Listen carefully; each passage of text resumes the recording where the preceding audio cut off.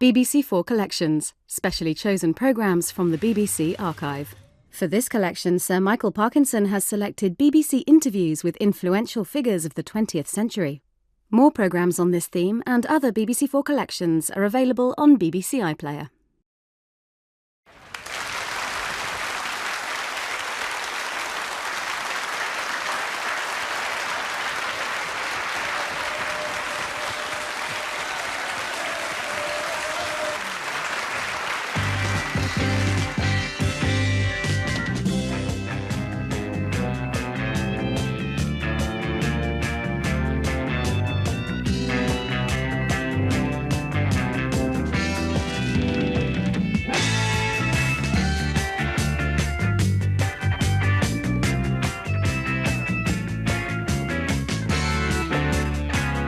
What's the result going to be of the big fight? No problem. No problem. This will be the biggest upset since Sonny Liston. And I think it is befitting that I go out of boxing just like I came in, defeating a big, bad monster that nobody could destroy. A hard punch. I'm the underdog. If he hits me, I'm in trouble, like the Sonny Liston fight. But I came back and I shook the world and I got Liston. Now it's 10 years since Sonny Liston. I'm meeting another big, bad, strong monster knockout artist that beats everybody. Sonny Liston knocked out Patterson twice, and I was supposed to fall, but he didn't knock me out. Because he could hit hard, but he couldn't find nothing to hit. George Foreman knocked out Ken Norton, knocked out Joe Frazier. True, I didn't knock him out, but I'm so fast, I'm so hard hit, I'm so scientific. I'm a total different man from Frazier and Norton. Listen, David, when I meet this man, if you think the world was surprised when Nixon resigned, wait till I whip Foreman's behind. I'm telling you, David, I'm down to 215 pounds. Right now, I said it when 215. I'm fighting weight already. I usually train 6 weeks for fight. I've trained 4 months for fight. I'm chopping trees. I've done something special. I've wrestled with an alligator. I've tussled with a... I believe you totally. I believe you completely. I have tussled with a whale. I done handcuffed lightning, throw thunder in jail. Now, you know I'm bad. Only last week, I murdered a rock, injured a stone, hospitalized a brick. I'm so mean, I make medicine sick. Man's in trouble. Listen, George Foreman, people are afraid of George Foreman. They talk about how hard he hits. The world has been deceived. You listen to me now. I've never told you wrong. The man don't hit hard. He knocked Joe Frazier down 6 times. He got up 6 times. Joe King Roman, his Tokyo, Japan fight, the Puerto Rican champion, knocked him down 3 times. He jumped up 3 times. He knocked Ken Norton down 4 times. He jumped up 4 times. When have you ever saw the man say 7, 8, 9, 10, count his man out? When I hit Sonny Liston in the second fight, he stayed out for the count of 10. Zora Foley stayed out for the count of 10. Cleveland Williams stayed out for the count of 10. What few I have knocked out stayed down. Sugar Ray Robinson knocked him out for the count of 30. Joe Louis, Marciana, Jack Dempsey, Jack Johnson, Archie Moore, Ezra Charles, they knock him out cold. So this man has never knocked nobody out cold. He's a bully. He's slow. He has no skill, no footwork. He's awkward. And I have been given him a name. I named Floyd Patterson the Rabbit. I named Sonny Liston the Bear. And he shall be known as officially as the Mummy. The Mummy. And why the Mummy? Because he fights. When he's fighting, if you ever watch him in the ring, he drags like that after his opponent.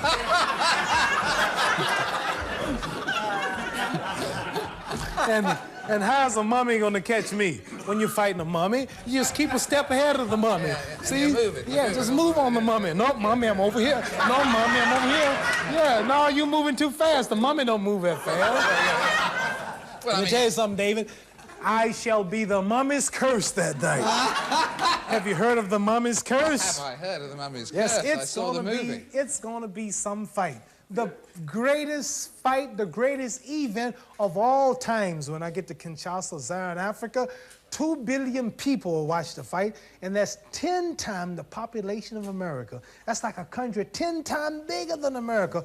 2 billion people, I found out, will field, to give you an idea how many people it is, 2 billion people will fill an arena of 100,000 seats every night with new faces for 170 years. That's a great 100,000 people every night, new faces for 170 years. And I drove that crowd, not George Foreman. It's my beautiful looks. It's my skill. It's my Above all, humbleness. your beauty and your humbleness. I think, first of all, it's your humbleness, and then it's your beauty, isn't it? I mean, because when you look in the mirror in the morning, it must be just a wonderful experience. You know, I've been in the ring, David, now for probably 20 years, and I'm as pretty as you, and you're now, so. And slightly fitter. Which round is it going to end? I'm not predicting the round. Could, but it puts me on the spot, because you worry about trying to predict a round, and you might get him early, and you call yourself carrying him until that round, or you might slip up and get hurt. It's too much pressure. I predict, David, that I'm going to outdance him. I'm going to stick him. I'm going to be 3 times as fast. I'm going to punch him at will. I might not knock him out cold, but I'll TKO him. I predict a TKO. I predict that the fight will be stopped on cuts or bruises or being humiliated. Humiliation will stop this fight. The referee will just step in and stop because I'll just be popping him, popping him, sticking him, moving him. I'm constant popping him at will until the man will just have to stop it. You mean it's going to be the first world title fight ever stopped on the grounds of humiliation? No, they've stopped a few of mine for that, and they've stopped other ones. But I'm serious. This man have 2 chances, slim and none.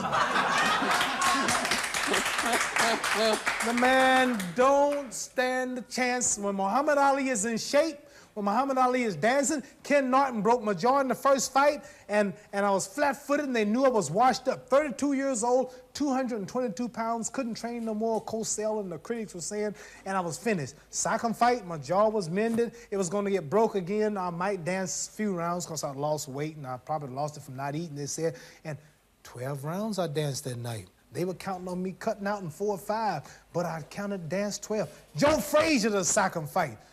3.5 years I was off, I still beat Frazier. They gave me the decision. I know I beat him. 3 years later, which means I'm 6.5 years off from the day they took my title. I was considered over the hill when they took the title. Now here's 6.5 years from that day, I danced 12 rounds at Joe Frazier. They figured I'd stop dancing in 7 or 8, maybe, and Joe finally relentless pressure, body punches, attack me. I'll poot out and he'll beat me. But I danced for 12. So that was my last fight. People are talking about my legs are gone, talking about he's gonna get me, I'm gonna stop. What gives them the idea, or what gives them the reason to say, I'm gonna stop dancing in 2 or 3 rounds when I just got through dancing 12 with Frazier? I'm gonna be ready to dance 20 this time. The man is in trouble. The man He's got problems. He's got problems. Have you done anything special, apart from wrestling with an alligator, in addition to that, have you done anything special this time? Diets? Not just boxers. Any athlete have to refrain from anything that's bad for his health. Right, and so therefore... Especially when you're in a strenuous sport. Football, basketball, baseball, wrestling, anything that takes stamina is hard. And anybody watching this event, or you yourself, you get up and jump around, a man or woman, scuffle with somebody, wrestle with them for about 3 minutes, and watch how tired you get. Serious wrestling and competition is tiresome. And for 15 rounds before 150,000 people, knowing 2 billion people are watching, takes a lot out of you. It makes you, and then you got the world's greatest fighter, one of the world's best, taking punches at your face, your body in little hard gloves on, and everything at stake, your future, your life, your family's investments, everything's at stake. This worries you. And the pressure and the excitement and the drama, even people who come to fights are nervous. And many of the fans here and yourself, I mean, the night you go to the fight, although you're not involved, you'll be nervous, just waiting for the bell to ring. Finally, these 2 men are gonna clash. Who's gonna win, Muhammad Ali or George Foreman? Both of them are great. One's gotta fall, right? Somebody's gotta leave, and you're excited. You're not as dumb as you look, fella. In what way is Allah, you mentioned Allah, what way is Allah different from, for instance, the God I believe in? I mean, is Allah different? In what way is he different? Is he more of a man or more... Well, Allah is a man, where your God probably is a spirit, something that you can't see, and he's formless and somewhere floating around. Our God is on earth. Allah is on earth. Is he? He's a man. That's why you say God created man in his own image. If I make a chair in the image or likeness of that chair you sat in, then it look like that chair. So if God made us in his image, you telling me God's a man. If he look like us. And you refer to God as him, right? His and he. Well, whether it's a cat, rat, or dog, anything of a male sex, you refer to it as him, his, or he. So if God is a spirit and a spook, why do you keep saying he, him, and his? So we teach that God is on earth. He's a supreme being. You are a human being. He's a being too, but he's supreme over the other beings. So if you take even the Christian teaching and check it out scientifically, you keep telling me God's a man. But when I ask you, where is he? Well, he's a spirit, he's the air, he's everywhere. You keep saying he. If God wasn't a man, you would call God it or the thing. So you call God him, he. God's a man. What's greater than a man? If you make God not a man, you make him less than a man. What's greater than a man? Ain't nothing greater than a man. Well, Helen Reddy says we ought to call God she. I mean, could God be a woman? Well, this is real bad to even think like this. I wouldn't even play with God like that. But I wouldn't think on him. I wouldn't answer that question. But I will tell you something once. I heard a fellow wise man say once, he said, God made man in his own image, but man made God in his own likeness. Got that? Man made God in his image, but man turned around and made God in his likeness. Some make him a cow, some make him a statue. This woman want to make God a woman. So God made us in his image. Now who are we to make him the way we want him? He made us, but we're going to turn around and make him. That's silly. Do you pray to your God, to Allah? I pray every morning at 5 o'clock. My clock rings at 4:30. I'm up at 5. I take a shower, and I put my white robe on. I put the towel on the floor, and I face the east towards Mecca.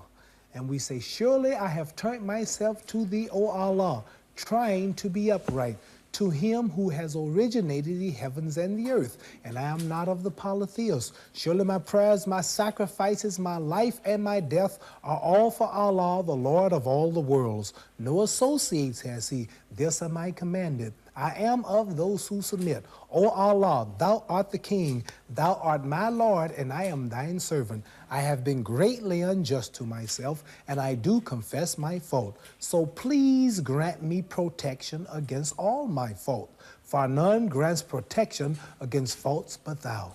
And lead me to the best of morals, for none can turn away from me the worst of morals but thee. And guide me to the best of morals, for none can guide to the best of morals but thee. O Allah, make the Honorable Elijah Muhammad successful, and make the followers of Muhammad successful here in the wilderness of North America, as thou didst make Abraham and the followers of Abraham successful, for surely thou art praised and magnified in thy midst. O Allah, bless Muhammad and bless the followers of Muhammad here in the wilderness of North America, as thou didst bless Abraham and the followers of Abraham, for surely thou art praised and magnified in thy midst. And ain't nothing no beautiful than getting up in the morning, brushing your teeth, washing out your mouth, taking the sin and the evil out that you've gotten from this world, comb your hair, wash the dirt out of your hair, clean your ears, all parts of your body, put a clean white robe on, don't even stand on the dirty floor, stand on the towel, no shoes on, facing the east, asking the originator of the universe to make me better, make me stronger, give me more power. This is done 5 times a day when I can, especially when I go to bed, another bath, another shower, clean my mouth, pray, and at 5 in the morning, this goes on when I'm right. Now, I didn't do that for the first Frazier fight nor the first Norton fight. Really? No, sir.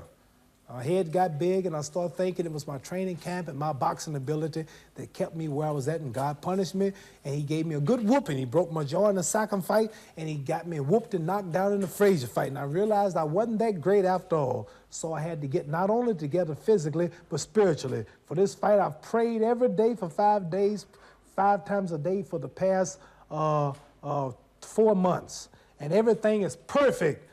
And if Allah's with me, it ain't no way no man can win. No way. When I got Allah and Elijah Muhammad, can't no human being win. There's no way. No way. because I'm representing God. I'm representing the freedom of black people in America. I want to be the one black man who stands up and look at white people and tell the truth, who don't sell them out, who don't Uncle Dom, who don't promote cigarettes, don't promote whiskey, take his fame to uplift his little brother in the ghetto, because all the other movie stars and all the other people that you know, like Dinah Curl, one you know, they all are white-minded. They want to marry a white, and they don't think black. And on down the line, the many more I could name, make movies hugging on white women. If they get their fame and they leave their little people. So I'm asking God, Allah, to make me strong, not for me. Don't give me no money. Don't give me the fame. I want to win so I can come home and speak for the brother who's living in rat-infested houses, sleeping on concrete, in the ghetto, can't go on television and speak. So God, I'm your tool, I'm your servant. Let me get this man tonight and go out blasting. That's the way I think. That is an incredible speech, and what you do for Black Pride is absolutely incredible. This is the way I feel. Yeah, and what you do for Black Pride... So I'm not fighting for me. I'm looking at George Foreman. I'm looking at the establishment, the flag waver. If he wins, I'm thinking, which is not true, but if he wins, we're enslaved for 300 more years. If I win, we're free. I'm not Foreman, you know that. President Ford. Yeah. Now I see Foreman. I don't see a black man. I see you. Yeah. I see the White House.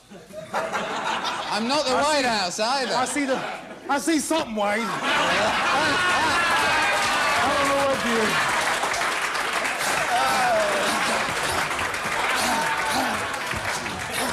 But I'm fighting slavery.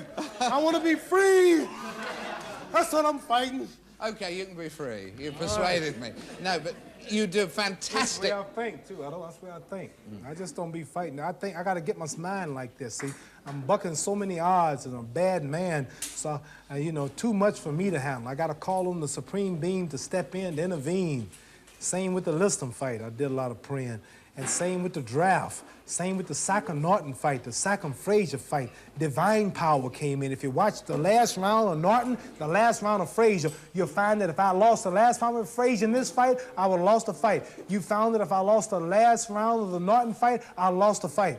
Those two fights, I got a supreme power from the supreme being. I start dancing, I start moving, and anybody watch that fight don't know how Muhammad Ali came back in them rounds, because I prayed heavy and relied on Allah, and I danced. I danced. I was sticking and dancing. I was eating Frazier up in that last round. Ken Norton come back after broken jaw, dancing. He was fast, and I was faster. So this fight, I called on everything.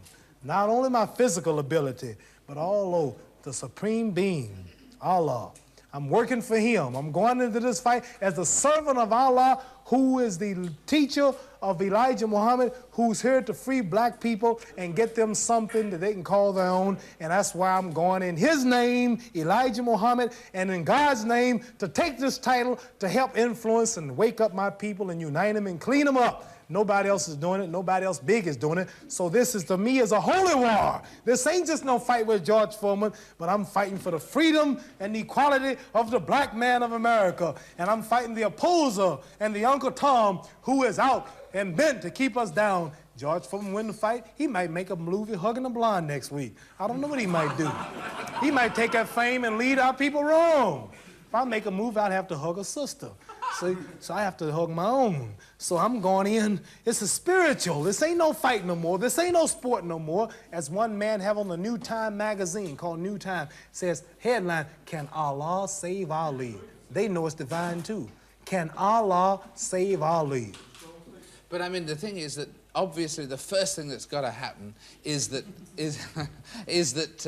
there's black pride, right? And that you are giving black people all over the world a pride and a self-respect that through Allah and so on they've never had before. But what about stage 2 of this? What about stage 2? You were talking about hugging a blonde and so on. What about stage 2 of it? How do blacks and whites, when blacks have their self-respect, how do blacks and whites get together? Because if they don't get together and live together, we ain't got no world. Get together how?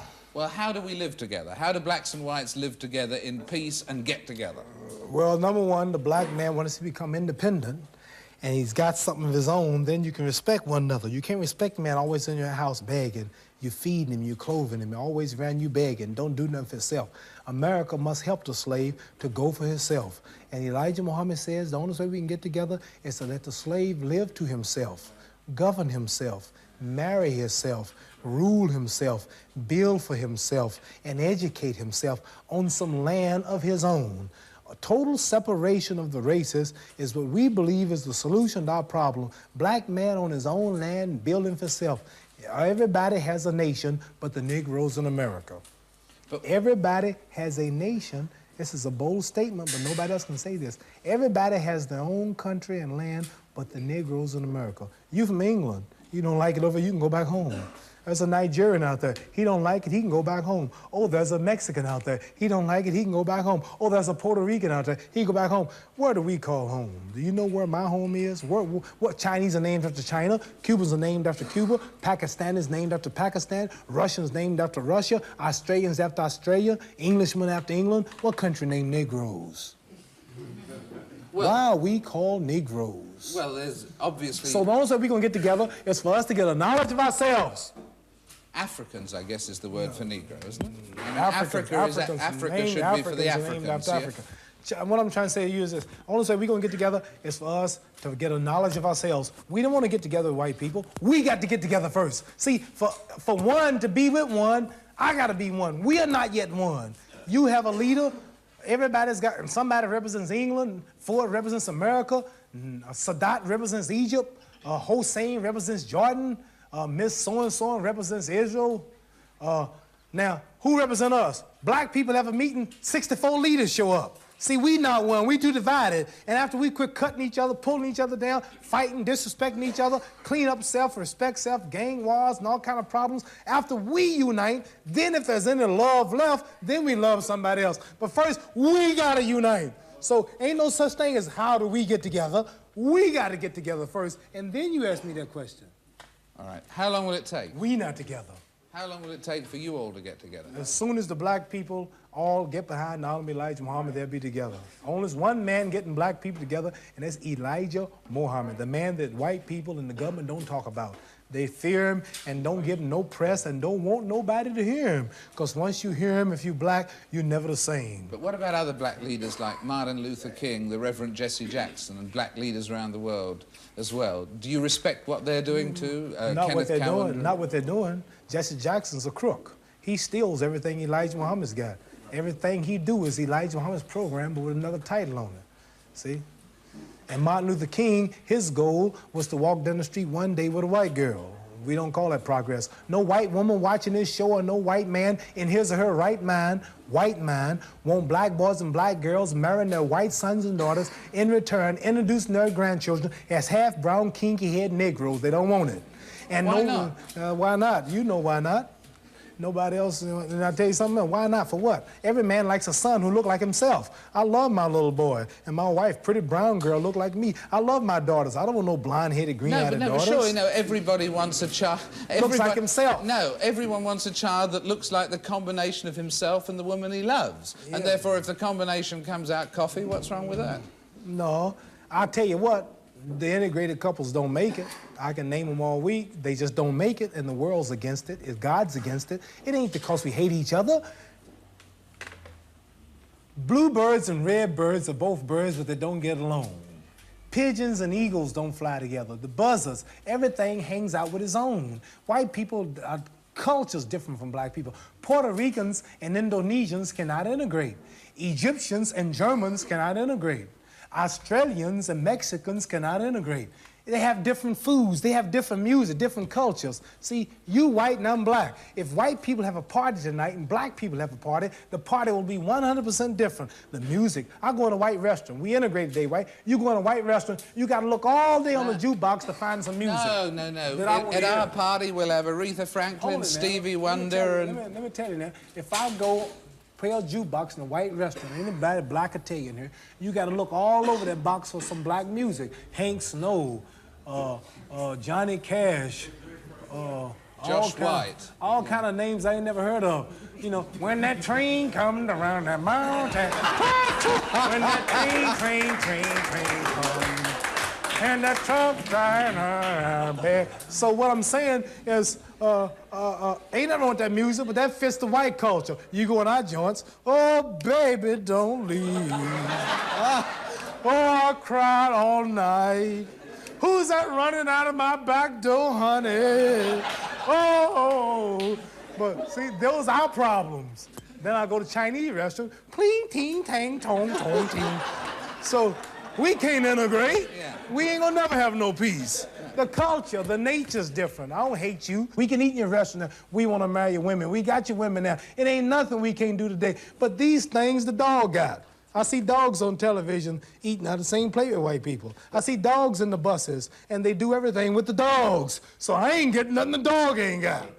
So really, ain't nothing in this integration. I need some land. I need some jobs. My people need jobs. We need something so we can build and do for ourselves, and we must have some land. 40 million people. You know, it's a lot of Negroes just in New York, in Cleveland, Baltimore, Washington, California. It's a lot of black. Ooh, that's a whole nation. 40 million, man.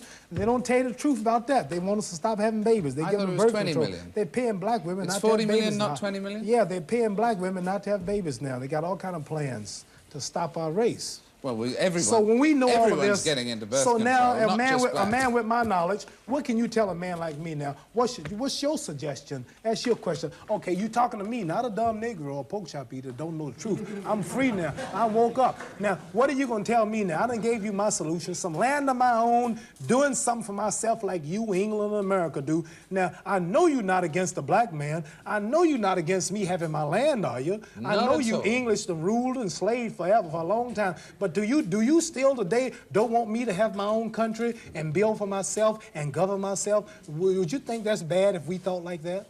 What's your solution to my problem? 1974, you all just, white man just flew from New York to England in an hour, less than 2 hours. You all are so progressive. You're walking around on other planets. Now, today, I'm intelligent too now. What's your suggestion? What should be my movement? Integrate? Yeah, equal rights in a mixed society. In this society, where you still own the government, you still own the train station, the railroad plant, the lecture plant, these television cameras, you still make all the food, you control everything, and I'm like a leech on a dog's back. All I can do is just wait for you. I can't do nothing for myself. Integrating in your society don't mean I'm doing nothing for myself. You doing it all. I want to do something for myself. I'm tired of depending on you. You might get broke one day. Your stores might close. Your gas pumps might cut off again. I'm relying on you now. Can I have my own land and country? Well, you've got your own freedom here, for instance. I know you're luckier than many black people in America, but you're your own boss. I'm speaking for my nation. See, I know, I appreciate that. If I was representing just me, I wouldn't be talking like this, because I got it made. I'm talking for my brothers who's out there. But I just don't see how, Mohammed, I don't see how you can slice up America into bits and get all the whites in one area and all the blacks in another. Then we leave then. We leave. But they'd miss you. I know it. Is this definitely, whatever happens, your last fight? My last. This is the last. Win or lose, ain't no such thing as lose. This is the last of Muhammad Ali. So enjoy the fight, get to the theater, and see perpetual motion in action. The most scientific, the most creative, the most artistic. I'm an era. I'm not just boxing retired. This is an era going out. The most talked about, the most colorful, the most wisest mentally, the most controversial, the boldest, most courageous, the greatest fighter, the best looking physically. Of all times, this will be the last rumble, and I invite all of you to be there among those of us who dare to dare. To dare, to dare, to dare. And when one day you die, and you appear before Allah or Allah... We don't die. We don't go nowhere when we die. Islamic teaching different Christianity. When you die, you're dead. You don't go nowhere. You don't go nowhere? Where you gonna go? I prove I don't know where to You go dig up some graves that died 200 years ago. I bet you their bones are still there. They don't go nowhere. There ain't no people going nowhere. The dead rise and see the light. That meant the people who were mentally dead, and you're looking at one now. I was once a Christian. I was once a clay, a Negro. Before I heard Elijah Muhammad, I couldn't talk to you. I couldn't open my mouth. See, he makes the lame speak, makes the blind see, makes the lame walk, makes the deaf talk. See, that's Elijah Muhammad. We are those who were dead for 3 days, meaning 300 years. That was a parable. You didn't understand it. Didn't no dead man get up and rise, and ain't no dead man gonna rise. The mentally dead will rise. When I'm dead, that's it. My son will carry on, but you really don't believe that. And once you hear the truth, you don't want no pie up in the sky after you die. die, you want something sound while you're still around here on the ground.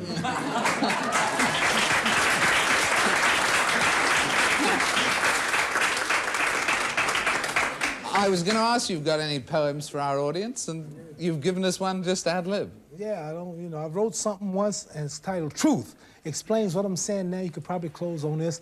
It says, the face of truth is open. The eyes of truth are bright.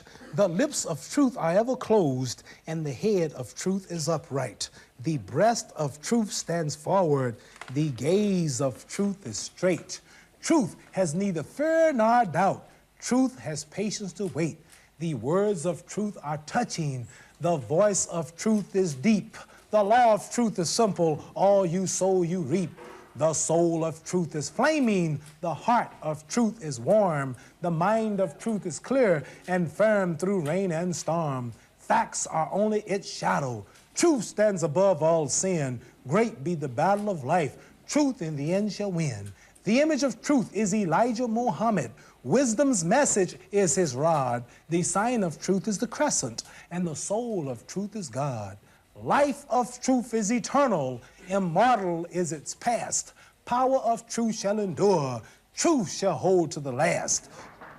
One last question. At the end of your life, whether it was Allah who was saying it, Elijah Muhammad, or whether it was something that someone wrote about you after you'd gone, what's the thing you would most like people to say about your life? He was a great champion, or what? What would you like people to think about you when you've gone? I'd like for them to say he took a few cups of love.